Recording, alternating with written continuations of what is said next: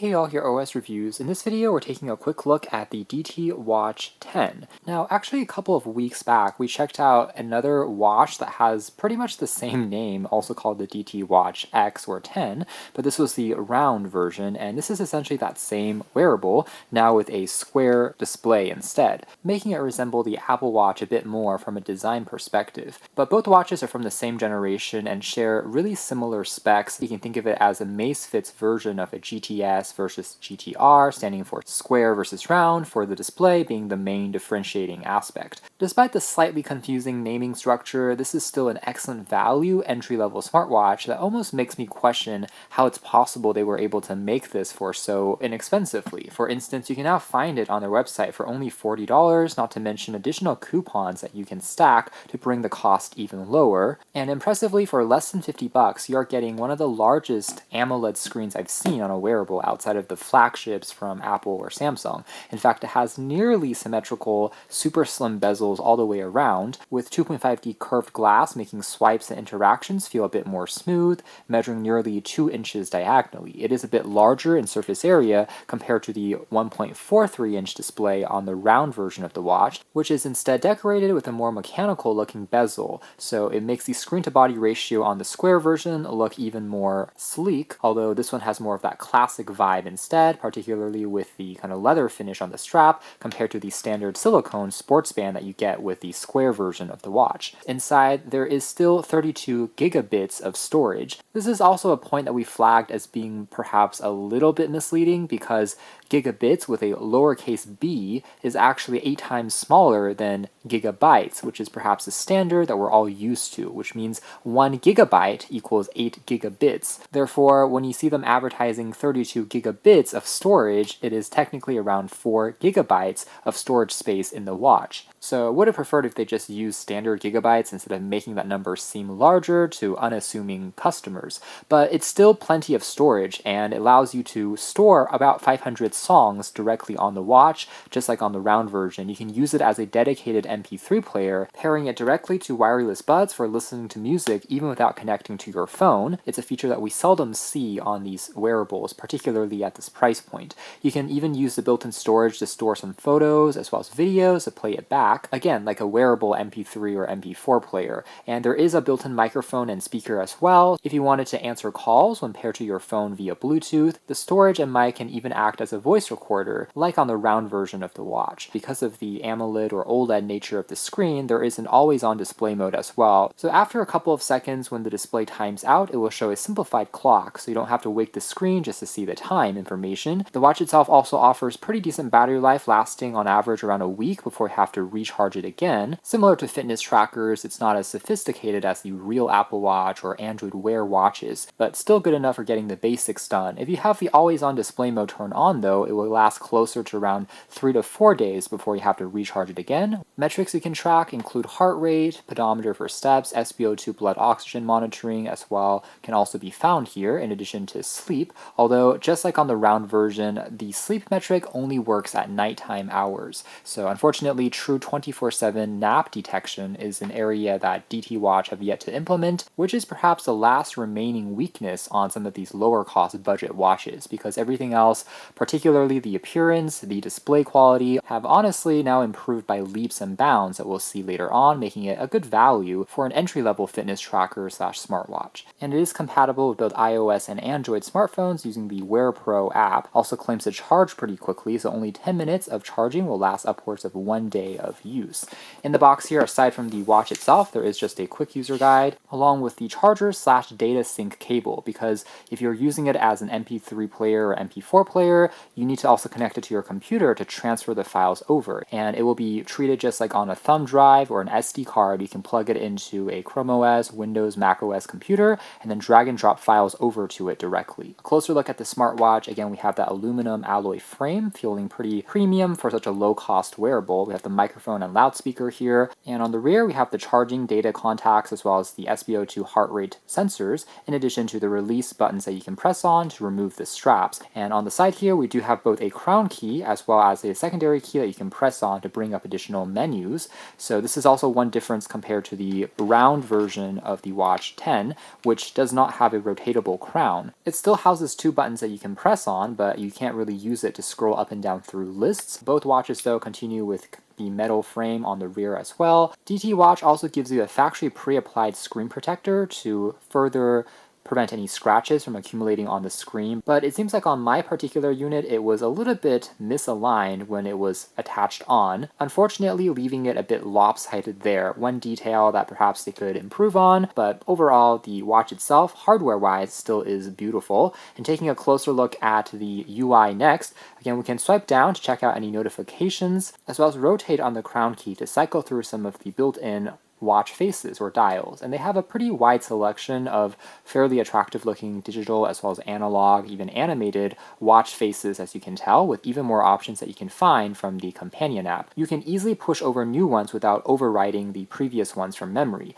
That is, again, one of the advantages of having more built-in storage. So again, a few other examples, some of these looping videos also looking quite good. These two are also some of my favorites that come pre-installed with a black background. The contrast here really does pop with excellent viewing angles and pretty good visibility from a brightness point of view as well. It even has the cover to sleep functionality that you find on more expensive smartwatches from Apple as well as Amazfit. So if we put our palm over the screen, it will automatically go to sleep. It's impressive that they added this small detail, which was actually missing on the round version of the watch. If you covered your hand over it, nothing would happen. Here's a few other ones, again, all showing off the contrast and excellent vibrancy of the display quite nicely. Now, one aspect that hasn't really changed though compared to the round version of the watch would be the waterproof rating. It's still just IP68, so for showering as well as light rains, sweat from the gym, you should still be fine, but it's not going to survive deeper dives compared to watches that have, say, 5 ATM resistance. That is still going to be an area where they cut a few corners on. Now we can swipe into the carousel of widgets.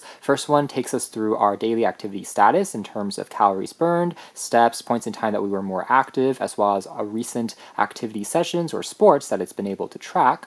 You can also swipe over to check out your heart rate, once more again to take a look at weather status, and it will show the condition for a couple of days ahead. Next card over is going to be the music player app, and currently we are using the built-in speakers. We can play back a quick demo here.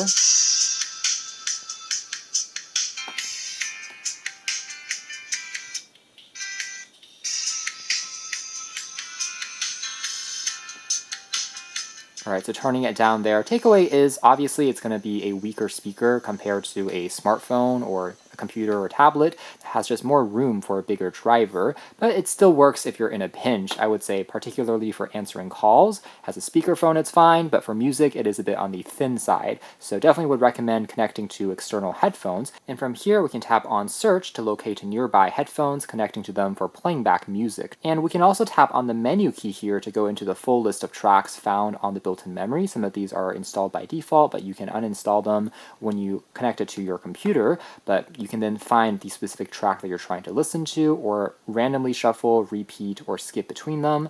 And the next tab over allows you to add additional cards based on what features you commonly use. For instance, I can add the sleep tracking card if I prefer, or I can long hold on this to replace it with the SpO2 blood oxygen page, or using the voice command page if I want to access Siri or Google Assistant on Android phones, based on what applications you commonly use, including the ability to make calls as well. And the crown key is functional on all of the applications that have scrolling elements, including on card lists over here. It's also working well enough.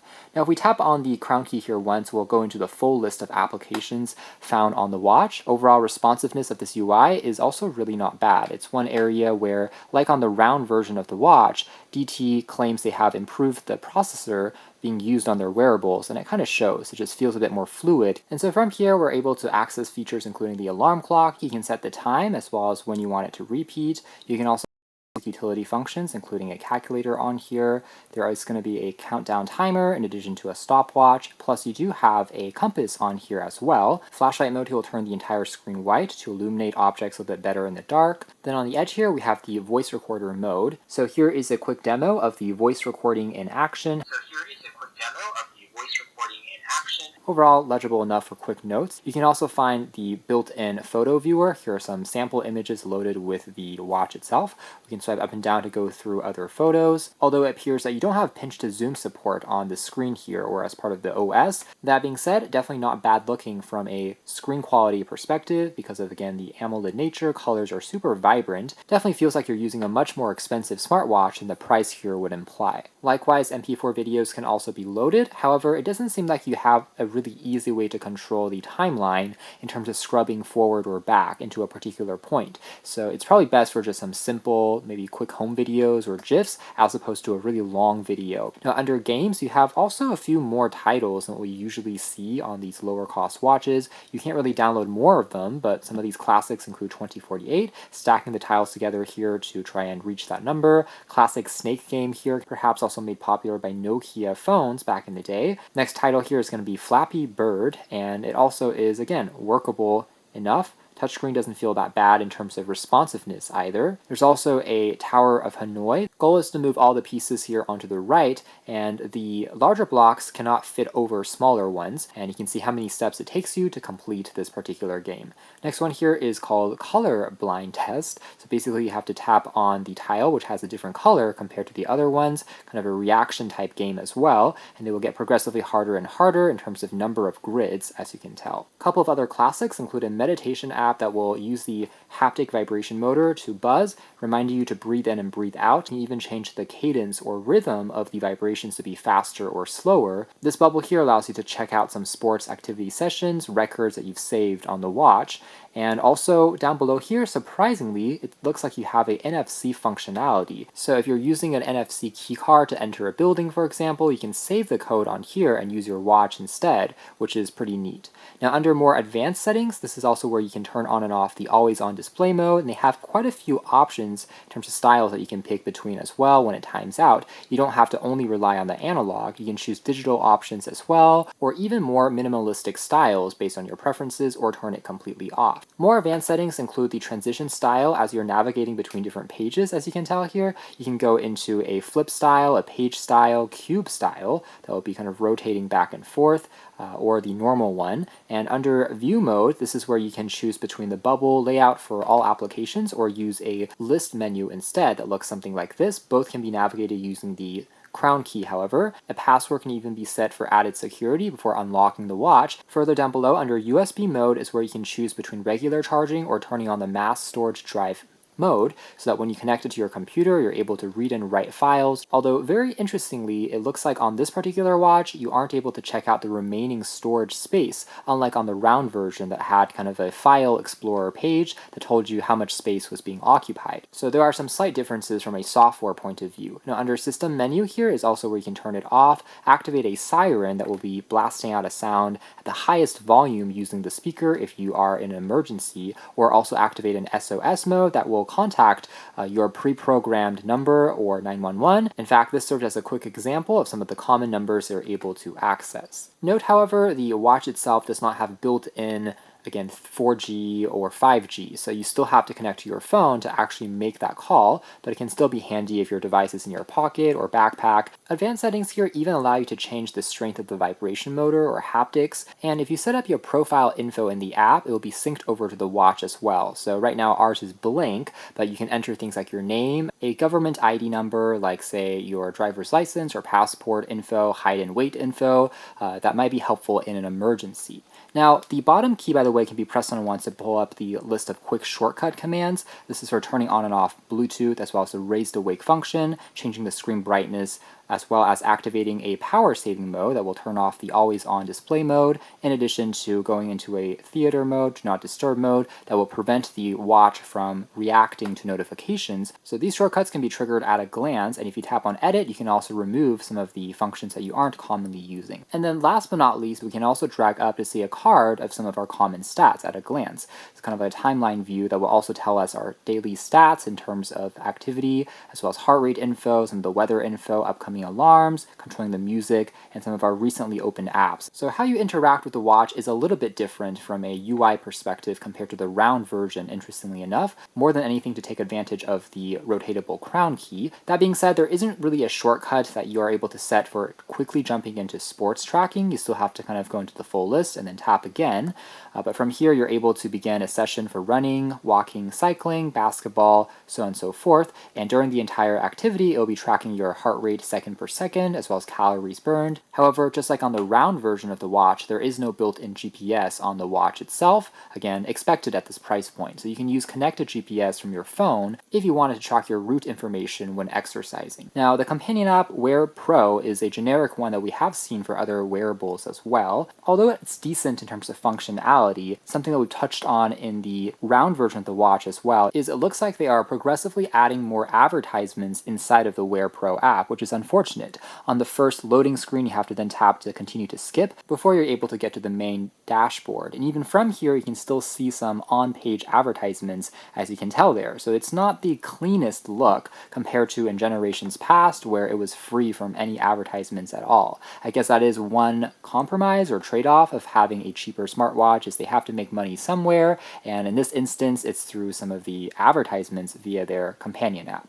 At the very least, it is pretty quick to pair via Bluetooth once you jump inside. You can also pull down to refresh the data. We can tap inside to check out different points when we were more active, as well as how our trends will compare over other days, weeks, and months. And our exercise records will also be synced down below, providing a little bit more insights compared to what we can see on the watch itself, from average heart rate zone, as well as average cadence. So the charts here can be a little bit more easily interpreted compared to the slightly smaller screen on the watch itself. And there is 24-hour tracking for heart rate, so it will be taken every few minutes, as you can tell there, to give you a resting, average, high, and low. The frequency can also be set in the app, so you can take a measurement every 10 minutes up to every hour apart. Now for sleep tracking, at least you do have a sleep score at the end, which is generated based on your patterns, as well as stages you've spent in light, deep versus REM sleep, whether it's normal, high, or low. This part at least gives you a few more actionable recommendations, but again, this is missing on the metrics like heart rate and pedometer, as well as SpO2. So in an ideal world, those functions would get the same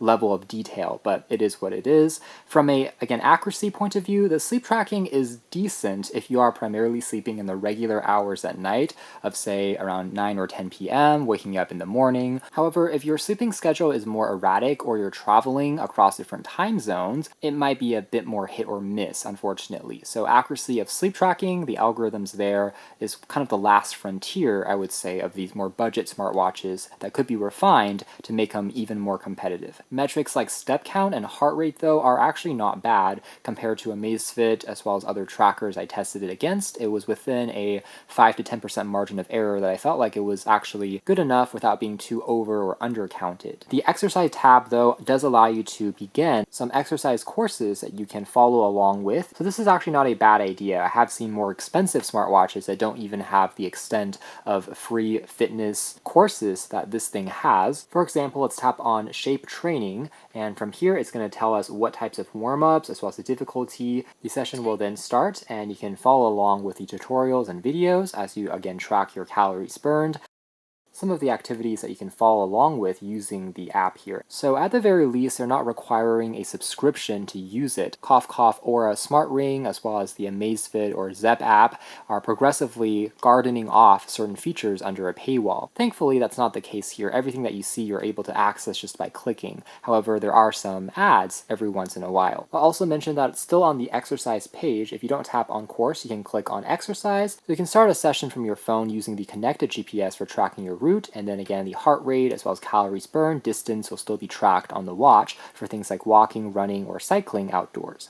The Discover tab, though, is honestly quite similar to the courses found on the exercise tab, but on here there are some more specialty sessions for things like sleep, for instance. You'll be able to find some breathing exercises that will also be paired with some kind of meditative music as well, designed for relieving stress, and also some white noises that you can find and playback, things like mechanical keyboards that are clacking, soothing sounds, nature sounds, water sounds, connecting it to the watch and playing it back from the speaker there if you prefer. Over on the device tab, we're also able to take a look at different types of notifications we want to pass through over to the watch. The watch dial can also be customized with additional options, which all look pretty attractive, showing off the vibrant colors the, again, AMOLED screen here is capable of displaying. So let's say I like this particular design, I can also tap on install, and it will now look something like this. Also is quite attractive. These styles can be further sorted by categories like dynamic. Sometimes it takes a split second for it to snap into focus, but these are essentially going to be moving watch faces. As you can tell here, also looking quite trippy with the expanding and contracting circled, and the previous watch dials are still going to be remaining on the storage because of the, again,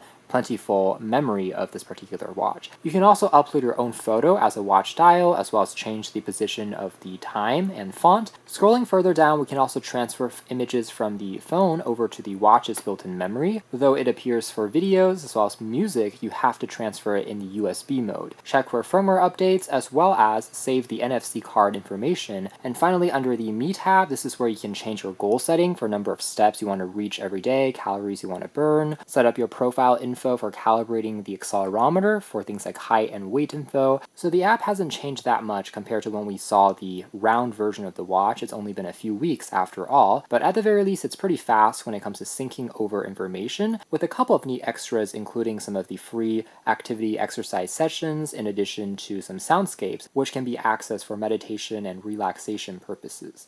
So that is more or less it as far as our hands-on review of the DT Watch 10, aka DT Watch X. This is the square version, still part of the quote-unquote 10th anniversary edition releases from this company. And for budget smartwatches at the end of the day, selling for under 50 bucks, I have to say the hardware has come a long way. Primarily the screen is probably the most impressive thing here. I have seen smartwatches that sell for 2 or 3 times the price with smaller, lower res screens compared to what they're using here. It really is nearly flagship grade. And when it comes to basic interaction, navigating around, essential fitness tracking, it's actually not a bad experience at all, if you can overlook the lack of 24/7 sleep tracking, particularly when it comes to nap detection. You can check out more details if interested in the links down below, but for now that's been our video. Thanks for watching here at OS Reviews. That's been the pretty impressively built DT Watch X, aka DT Watch 10 Square Edition.